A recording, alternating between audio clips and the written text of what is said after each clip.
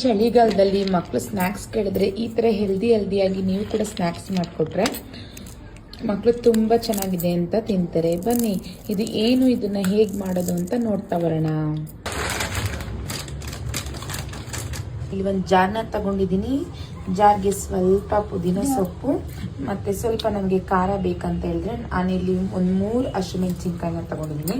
ಸ್ವಲ್ಪ ಅದಕ್ಕೆ ಜೀರಿಗೆನ ಆ್ಯಡ್ ಮಾಡ್ಕೊಳ್ಳೋಣ. ಜೀರಿಗೆ ಪೌಡರ್ ಇದ್ರೆ ಜೀರಿಗೆ ಪೌಡರ್ ಕೂಡ ಆ್ಯಡ್ ಮಾಡ್ಕೊಬೋದು. ಬನ್ನಿ ಇವಾಗ ಇದನ್ನ ನುಣ್ಣಗೆ ಸ್ವಲ್ಪ ಗ್ರೈಂಡ್ ಮಾಡ್ಕೊಂಬರೋಣ. ಬನ್ನಿ ಇವಾಗ ಹೇಗೆ ಮಾಡೋದು ನಾವು ನೋಡ್ಕೊಂಬರೋಣ. ನಾನಿಲ್ಲಿ ಒಂದು ಪ್ಯಾನ್ನ ತಗೊಂಡಿದ್ದೀನಿ. ಇದಕ್ಕೆ ಸ್ವಲ್ಪ ನಾವು ಬೆಣ್ಣೆ ಕೂಡ ಆ್ಯಡ್ ಮಾಡ್ಕೋಬೋದು. ಇಲ್ಲಿ ಫಸ್ಟ್ ಪ್ಯಾನ್ನ ಹೀಟ್ ಮಾಡ್ಕೊಳ್ಳೋಣ. ಹೀಟ್ ಮಾಡ್ಕೊಂಡ್ಮೇಲೆ ಇಲ್ಲಿ ಪ್ಯಾನ್ ಹೀಟ್ ಆದ್ಮೇಲೆ ನಾನು ಸ್ವಲ್ಪ ಬೆಣ್ಣೆನ ಹಾಕ್ತಾ ಇದ್ದೀನಿ. ಸ್ವಲ್ಪ ಬೆಣ್ಣೆ ಮತ್ತೆ ಅದಕ್ಕೆ ಸ್ವಲ್ಪ ತುಪ್ಪನ ಆ್ಯಡ್. ತುಪ್ಪ ಮತ್ತೆ ಬೆಣ್ಣೆ ಎರಡು ಮಿಕ್ಸ್ ಆದ್ಮೇಲೆ ಅವಾಗಲೇ ನಾವೇನು ಗ್ರೈಂಡ್ ಮಾಡಿ ಇಟ್ಕೊಂಡಿದ್ವಿ ಆ ಮಸಾಲೆನ ಹಾಕೋಣ.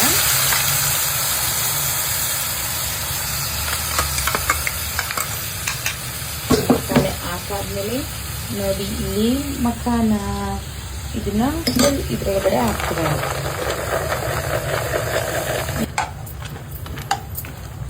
ಇದನ್ನ ನೀಟಾಗಿ ರೋಸ್ಟ್ ಮಾಡ್ಕೊಬೇಕು.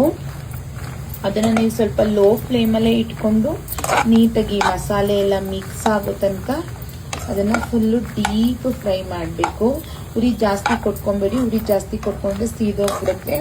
ಇದು ಮಸಾಲೆ ಎಲ್ಲ ಇಟ್ಕೊಂಡ್ಮೇಲೆ ಅದು ತುಂಬಾನೇ ಕ್ರಿಸ್ಪಿಯಾಗಿ ಆಲ್ರೆಡಿ ಮಸಾಲೆ ಎಲ್ಲ ಇಟ್ಕೊಂಡಿದೆ. ನಾನು ಇದಕ್ಕೆ ಸ್ವಲ್ಪ ಸಾಲ್ಟ್ನ ಆ್ಯಡ್ ಮಾಡ್ಕೊತೀನಿ. ನೀವು ಬೇಕಾದ್ರೆ ಇದಕ್ಕೆ ಪೆಪ್ಪರ್ ಕೂಡ ಆ್ಯಡ್ ಮಾಡ್ಕೊಬೋದು. ನೋಡಿ ಒಂದು 5 ಮಿನಿಟ್ಸ್ ನೀಟಾಗಿ ಈ ಥರ ರೋಸ್ಟ್ ಮಾಡಿದ್ರೆ ನೀವು ಇದನ್ನು ಹಿಂಗೆ ಹೊಡೆದು ನೋಡಿದ್ರೆ ಈ ಥರ ಕ್ರಿಸ್ಪಿಯಾಗಿ ಬಂದಿರಬೇಕು. ಕ್ರಿಸ್ಪಿಯಾಗಿ ಬಂದಿದ್ರೆ ಆಗಿದೆ ಅಂತ ಅರ್ಥ. ನೀಟಾಗಿ ಸರ್ವ್ ಮಾಡ್ಕೊಳ್ಳಿ. ನೀವು ಕೂಡ ಒಂದ್ಸರಿ ಟ್ರೈ ಮಾಡಿ ಹೇಗಿತ್ತು ಅಂತ ಕಮೆಂಟ್ ಹಾಕಿ. ಇನ್ನೊಂದು ವಿಡಿಯೋ ಜೊತೆ ಸಿಗ್ತೀನಿ. ಬಾಯ್.